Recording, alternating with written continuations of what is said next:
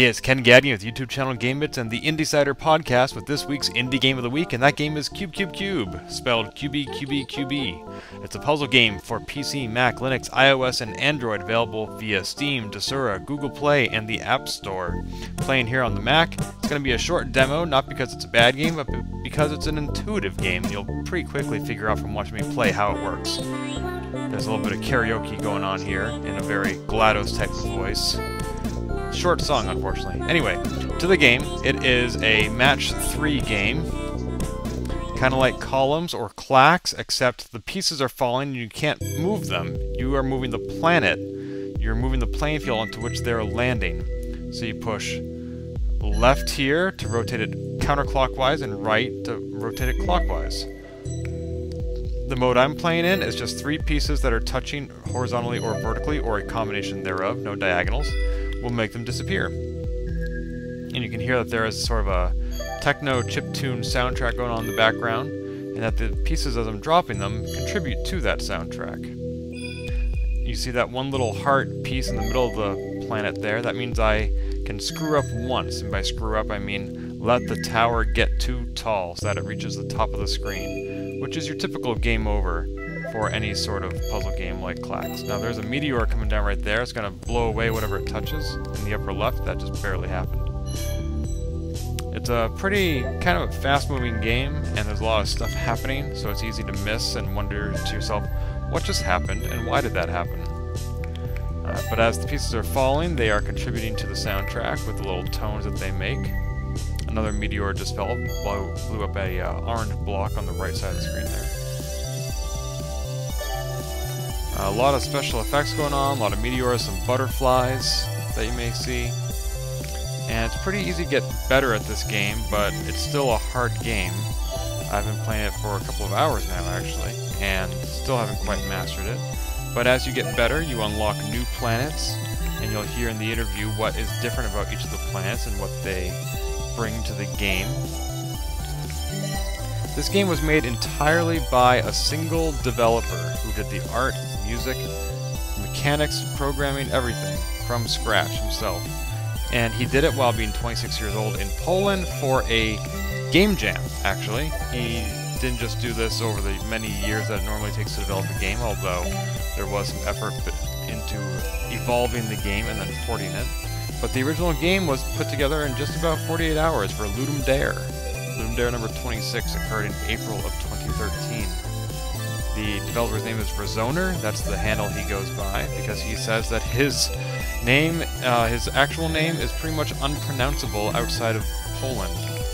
And as you'll hear in the audio version of this podcast, found at IndieSider.net/iTunes, I tried pronouncing his name and didn't do all that well. So we just go by Rezoner, and I appreciate his understanding and giving that flexibility. Now I'm not doing all that great here, because as it turns out, playing a puzzle game and recording a podcast simultaneously might require a little bit more concentration than I realized. So that's game over for me. But let me give you a few quick ideas about other features. I was playing match 3, which it says is medium difficulty setting. There's also stack, and I would think that'd be harder because you can only go vertically to make your matches, not horizontally, but it only drops 1 block at a time, unlike the 2 that you were seeing me play just now. And then there's hard mode, which is mirror, and you'll be seeing me play those while I conduct the interview. I'm playing with the keyboard, not the mouse, because I don't have a mouse with a scroll wheel. I'm not really sure how that would work without a scroll wheel if I'm playing with a trackpad or a trackball. There are other planets that you can unlock. I've only unlocked 2 so far, despite my many hours of play. The rest are all locked, so I haven't gotten to hear those soundtracks yet, although you can buy them at Bandcamp or listen to them on SoundCloud. There's a versus mode, which is 2 planets. And, yep, so you can use the keyboard with A and D, and left and right, and 2 people play against each other, although I'm not entirely sure how it interacts with each other. You can turn off the background by clicking lo-fi there. And then there's also a co-op mode, which is playing on just 1 planet, but you're each playing 1 piece. You can see that 1 piece is outlined in white. That's the player number 2. That's what the left and right arrows do.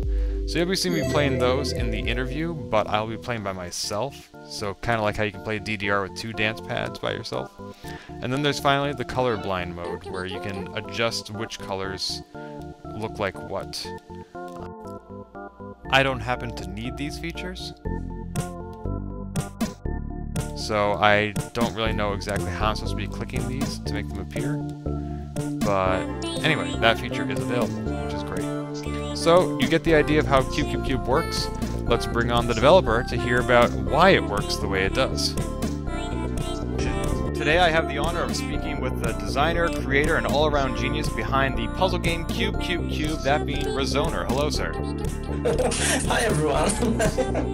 It's good to speak with you. So your game is called, well, it's spelled Qbqbqb, but I'm told it's pronounced Qbqbqb. Is that correct? Yes, it's Qbqbqb. And how did you come up with that name? I didn't have time to come up with a name, as it was made for a competition, and the game was meant to be named Block, but it was been taken. So, under influence of VVVVVV, I thought it would be nice to call it Qbqbqb. That's all. Oh, I love VVVVV. That's a great game. Now, you call the game Qbqbqb, but the most striking mechanic to me is the fact that it's set on a round planet. There are blocks falling, but it's very spherical. I wanted to make a 3D game at first, but I don't know. I don't know anything about 3-dimensional programming, so the cube stayed, but they are really blocks. Now, you said this game was made for a competition, that being the Ludum Dare that you did about last year. Was that your first time competing in the Ludum Dare? Yes, it was my first time with Ludum Dare, and it was my first time taking part in competition at all.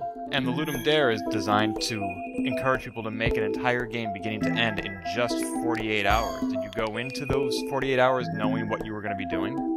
No, I sat like with no idea at all. I started to crawl over the internet, for example, a board game geek and such, and just drafting raw ideas on a paper. The idea for Qbqbqb was slightly different, because your objective was to control the butterflies with the keyboard. I don't know how it ended up with a Tetris on the planet, but on my hard drive the game is still called Butterflies. And do the butterflies play any sort of gameplay mechanic, or are they just background decoration? They're just background decoration, but at the beginning it was about catching things on a screen with these butterflies that make fancy sounds. Oh, it's hard to explain.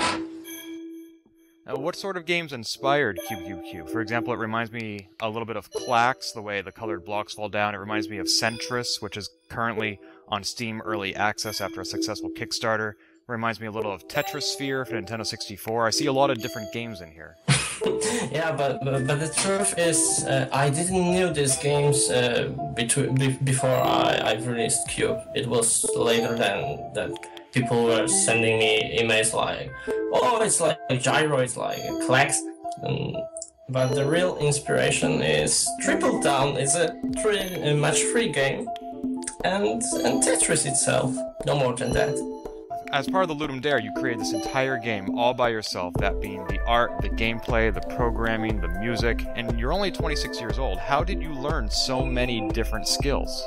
My father owned an Amiga computer, and he was like tracking music, drawing animations in Deluxe Paint, even did some programming, so it was quite in my blood from the early years. And there's no magic in that. I just don't party a lot and work hard every day. So you're entirely self-taught? Did you go to school for any of this?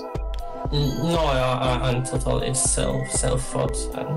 So what was the hardest part of this game for you? Was it the music, the programming? For the competition, it was really drafting the idea of what I want to make. I had so many ideas, and when it came to write a fun game out of it, all of them failed. So yes, a game design, not the game development, not technical issues, just the game design. Yeah, because if you don't have a good idea, then everything else just falls through. It doesn't matter how pretty it looks or how good it sounds. If it's not fun to play, that's the hardest part. Yeah, so the core mechanics, yeah. You did all this development from your home in Poland, correct? Right, that's correct. I'm not very familiar with the game scene over there. Are there many other game development individuals? Are there many studios or other people who are working on games in your area that you can meet with in person? In my area, it's really hard to meet anyone that make games, especially as a solo developer. But yeah, Poland is quite a lively has a lively industry when it comes to games. We have from the bigger companies, we have guys who make Witcher. We have 11 bits of Animal Warzone. And from smaller developers, you should probably know Sosowski, who made MacPixel, or the guys who make Superhot. Yeah, I do know some of those names. I didn't realize so many of them were coming from your part of the world. That's amazing. Now, Qbqbqb originally came out for Android in August of 2013. Here we are in November of 2014 with the iOS, Mac, and PC versions having just come out last week. Why did we have to wait more than a year for us non-Android players to finally get a hold of this great game? Okay, so the game wasn't released for Android first, it was released for PC, and then it came by the request of players to Android. And the reason why you don't know the game is probably because it wasn't on Steam up to, I don't know, like a few days ago. I've got approved and it popped out in Steam, and since then I'm receiving the attention that I didn't got for the whole year. But it is a new release for Apple iOS, right? That's new? Right. It went like a week ago. Was it very hard to port the game from one system to the other? It wasn't that hard because I use one code base for all the systems. I write my games in HTML5, so really I have the same code base, but there are some differences in how you approach UI and controls. No, technically it wasn't a problem. The problem was more of getting approved, uploaded, and wait. I have a few questions about the gameplay itself. One of the things I was happy to see when I first booted up the game was a colorblind mode. A lot of developers don't think about those kinds of things when they make their game. They have a stereotypical gamer in mind, they just make that game for them. You were thoughtful enough to create a game that more people can play. What prompted you to do that? Okay, so I wasn't really thoughtful, and the first release of Cube didn't support colorblind players. It was later when I was showing the game to one of my family members, and she was like, wow, what a great game, I like the music and it feels great, but I can't see the difference between brown and purple. And I was like, why? Because I'm colorblind, and that was the day I found out that this person is even colorblind. Then I've been receiving a lot of emails from colorblind players, and I've started to realize how many of them are there. So I've decided to do something with it, and that's it. I'm glad that you had that experience and that you decided to act on it. Some people might have just said, oh, well, I'm sorry you can't play my game. I'm glad you took that extra step to evolve your game. As I was playing the game, speaking of evolution, I unlocked various planets. What are the differences between the different planets? Okay, so the reason why I started Cube wasn't because I wanted to make a game, but I wanted to show my music to people. The game is kind of a byproduct of that, so the main difference between planets is really the music, but of course they are being harder, smaller, and there are more colors, so you have to be more careful what you put where. I was playing the game with a friend of mine. We tried both the co-op and the versus mode. As we were playing, we would be moving the planets left and right, but sometimes we would get distracted or confused and we were trying to move the blocks left and right, and we end up moving in the opposite direction. Is there any way to reconfigure the controls to like change which buttons do what? Okay, so there's no way to reverse the control or something, because it wouldn't help. It's very hard to explain, but your expectations for the planet rotation depends on what point of the screen you are looking at. If you are looking at top and you want to move left, you would expect it to move left by clicking left. But if you look down, then you want the left button to move right. It's unsolvable. And no, it doesn't sound logical, but you have to think of it by yourself. We just have to adapt ourselves to the game. That's one of the challenges. So how has the game been received? I did a search for some various reviews on the different indie sites, and it seems like people are really liking your game. Well, they do. I'm quite surprised, because for me it's still a Tetris on a planet, nothing revolutionary. But I think people see the atmosphere of this game somehow appealing or original. It's because when I started to work on this game, it was much deeper planned. There was this entity like Gaia or something rescuing other planets and looking for information of how could she restore her own home planet. And since I've removed these things, because I thought there is more plot than gameplay, but the depth and atmosphere kind of stayed with the game. So I think this is what people see.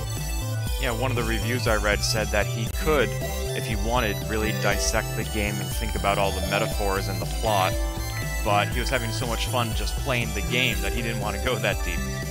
Yeah, I hope that people write their own plot just by hearing the song in the menu. It's not very informative, so it's quite open for everyone's imagination. So the game is now available for multiple platforms with multiple play modes and multiple levels. What is next for Qbqbqb? Is there going to be additional options or levels or features, a new version? As for platforms, I would like to stay where we are, because it's getting hard to manage. You know, there's PC, Windows, and OS X, and Android, iOS. It's really, every update takes more and more time. But I would like to make like a second part of Qbqbqb, where of course there's more music, more planets, but also like there's more life into these planets, where I would like player to build these planets. With these blocks, I would like the life to evolve, the buildings to come out, maybe some spaceships. I'm not sure if that's imaginable by my words. And if people want to stay updated on those new versions, where should they look? Where can they follow you or your game online? Probably the best place to follow my works at general is Twitter. And my Twitter handle is Rezoner. Not sure if it's pronounced well. Great. Well, you know, I've really been enjoying your game, and I appreciate you taking the time to speak with me. Thank you, Rezoner. Have a good day. Thank you very much. It was a pleasure to meet you.